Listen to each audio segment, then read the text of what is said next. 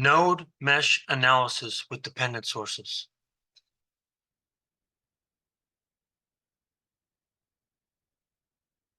Circuits that have dependent sources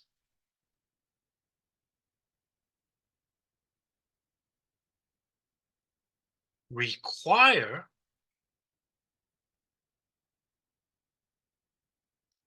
a DC equation, just like we saw in chapter 2. The difference here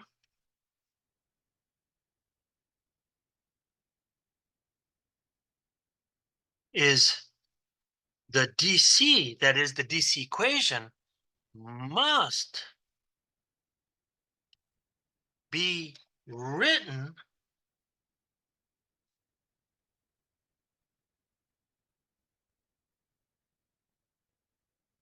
in terms of the controlling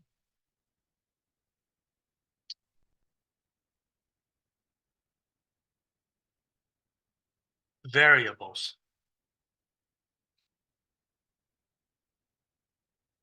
In other words, if we're going to use node analysis, we have to write the node, we have to write the DC in terms of node voltages. If we're going to be using mesh and loop, we have to rewrite the DC in terms of loop currents. So the process follows as 1. Apply regular node slash mesh analysis as before. 2, if a circuit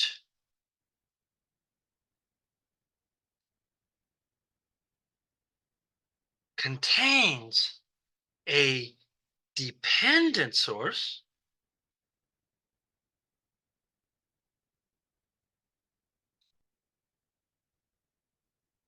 one must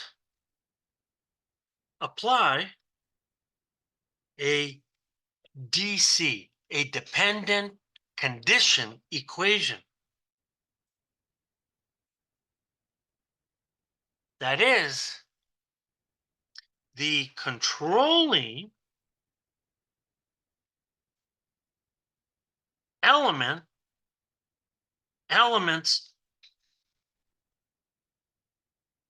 variable must be written in terms of, so if you're going to node voltages,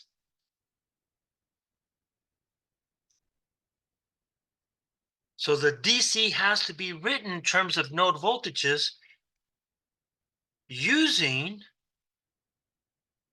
node analysis. If you're going to be using mesh or loop, then we say that loop currents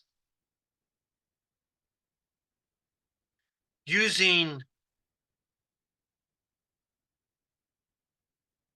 mesh slash loop analysis.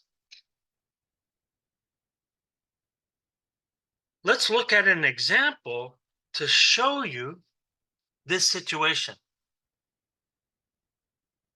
So let's set up the node equations for this circuit. So let's just think about this in a very simple way. So imagine that I have a circuit that's going to look like this.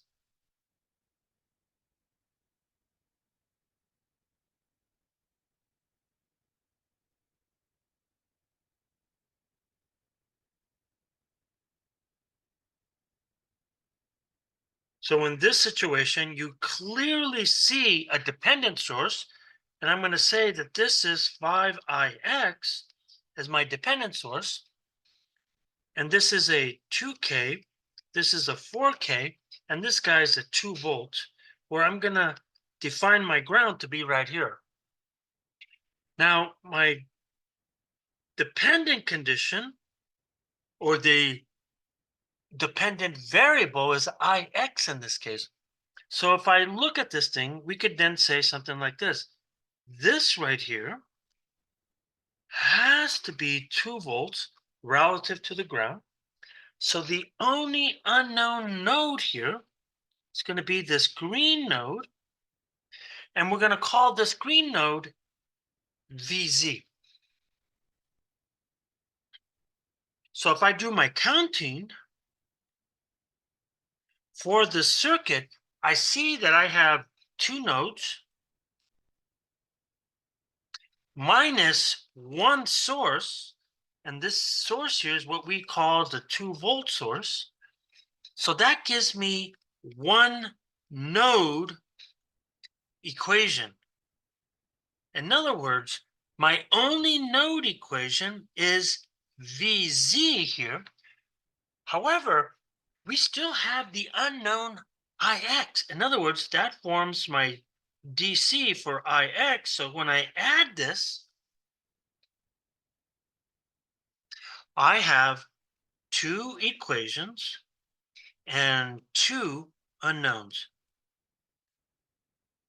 And in this case, the unknowns are VZ and IX. So just to remind you about this, note that the dependent source, which is 5x, I should probably write this down because I think this is a big deal. So the dependent source, 5ix, is a variable, right? Not a constant. And in our schemes, in matrix form, that is, all variables are on the left side, while constants are on the right side of the equal sign. So we want to write this into matrix form as quickly as possible here. In other words, to write this immediately,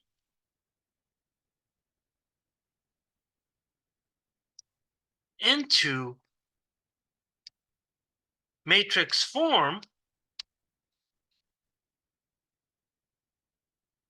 one moves variables to the left side of the equal sign. So if I apply node analysis, let's go back up to the circuit here. And actually, I'm going to move this up so that we can see this a little bit clearer. So here's my circuit here. So if I'm applying node analysis, here I go. So now I'm going to apply, you know what? I should actually write that as a different location. let's apply node analysis. And if I apply node analysis, that tells me that the node of VZ should then be, I have two resistors connected to that node, so it's going to be 1/4 plus 1/2. Then I'm going to have my node VZ. Then I have 1/4 times 2. But then look what we would typically do here. We would come in and we would write 5ix because it's feeding the node. So what I'm saying here is that this guy right here is a variable and does not belong on the left side. So in your mind, you have to go in and we have to put it on the left side.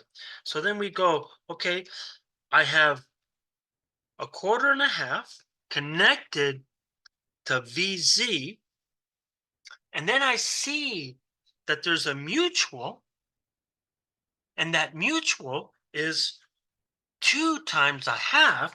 Maybe I should have written this as 2 here in blue. We want that constant to be on the right side, but that 5ix that's flowing in, we want it on the left side. So in our minds, we're going like, but this is going to be 5ix, and on the right side, it's going to be 1/4 times 2. This, I would say, is the proper form of the loop equation. And therefore, I call that equation 1. But then I got to look at the DC here. The DC, you could see that it's the current through the 2 volt, but it's in series with the 4 volt. So it's really the current through the 4 volt. So now, if I go in here, I'm going to write my DC for IX, and I start to look at this. The node that we're looking at is this guy is the 2 volt source. This node right here is the VZ node.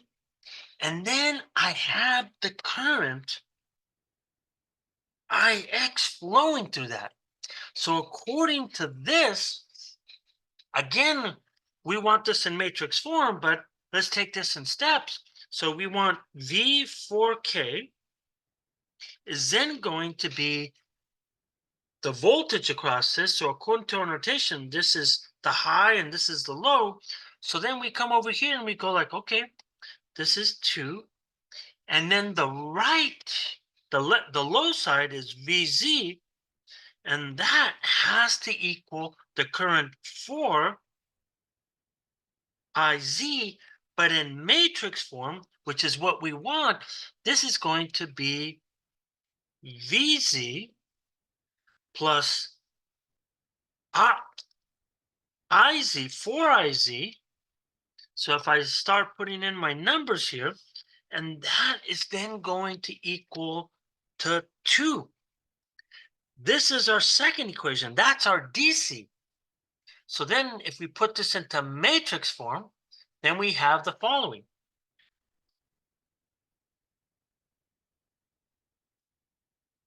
So in matrix form, I'm going to have 1/4 plus 1/2.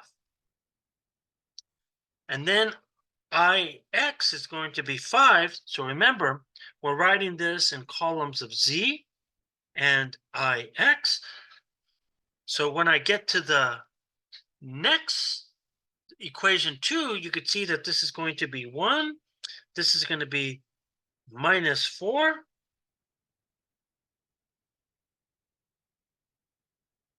And if I look at my constants on the left, excuse me, on the right, I'm going to have 1/4 times 2. And what I'm going to get on the other side on the right is going to be 2. So then that's going to be my matrix equation is going to look something like this.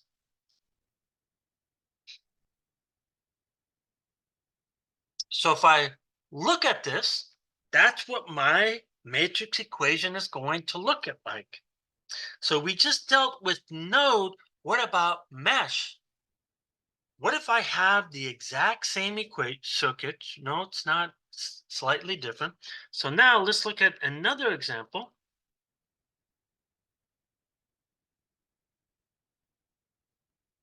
And in this case, we want to set up the loop equations for this circuit. So in this circuit, I'm going to have an 8-volt connected to 2 resistors.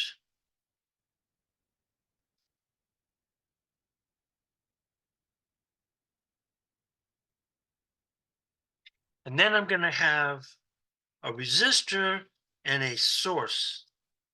In other words, a dependent source. And in this case, I'm going to call this guy 4Ix, where Ix is this current through that resistor. So now let's give values to these guys. This guy's going to give me 1K. This is going to be 2K. And this guy's going to be 3K. And the source is going to be 8 volts. So what I'm going to do here is that I'm going to look at the counting, and I'm going to define 2 loops. The direction does not matter, so I'm going to call this 1. And then this guy, I'm going to call 2. But note that the current source already defines the loop in this direction. So I'm going to call this guy 4Ix so that I don't define a new variable. So then if I do the counting, here's what I have. I have 2 loops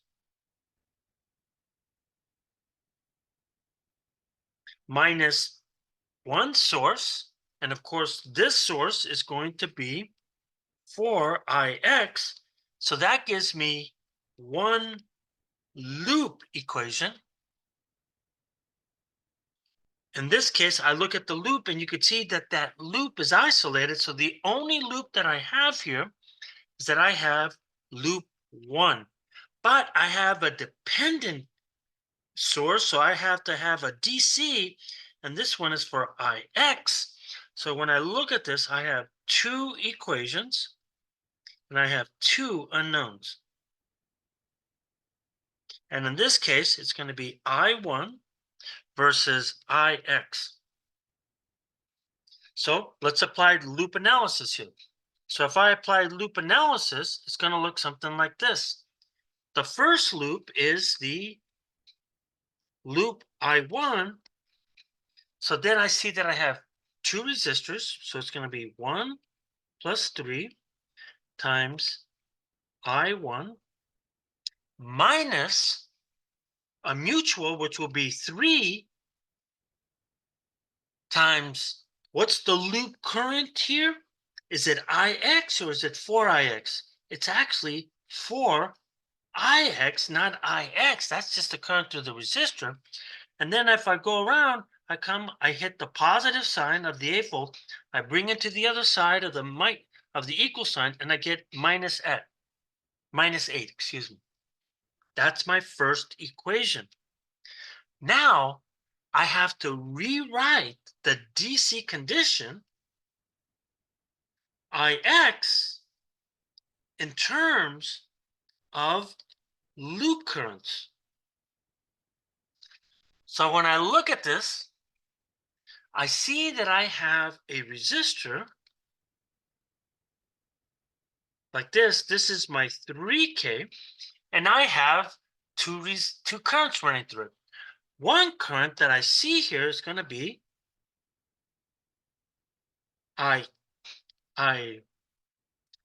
Ix, but there are 2 other currents. So I see that there's a current I1 going like this.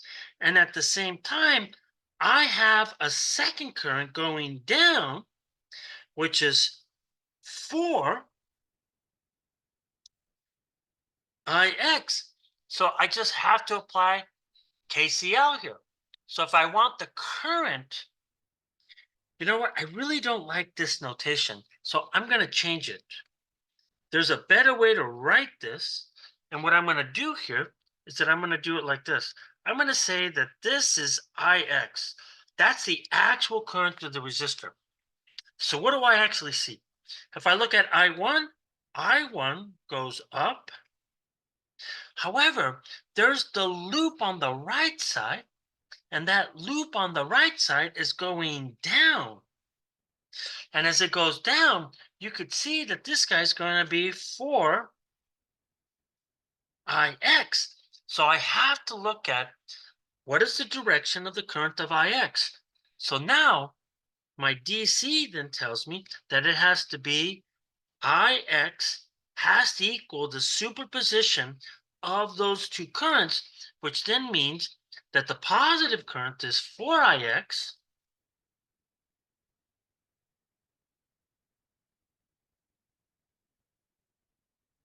minus I1.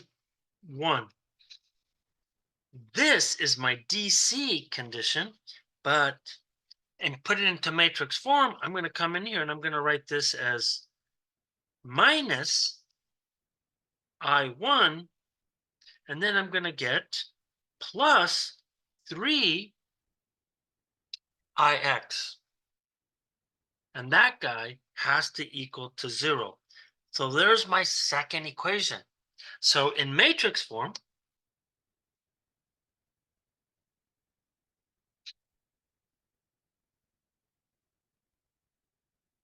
we then write that this will then be 1 plus 3. If I go to the next side, it's going to be minus 12, where I have that this is I1, and I have that this is Ix. So I'm looking at the first equation. So when I look at this, I have this circuit. Then if I go to the right side, I get minus 8, so I put minus 8. Again, this is I1, this guy is Ix. So then if I go to the second equation, you could see that I have minus 1 for I1, and then I get 3, and then I see that this is 0, and that's how I set up the matrix for my dependent source here.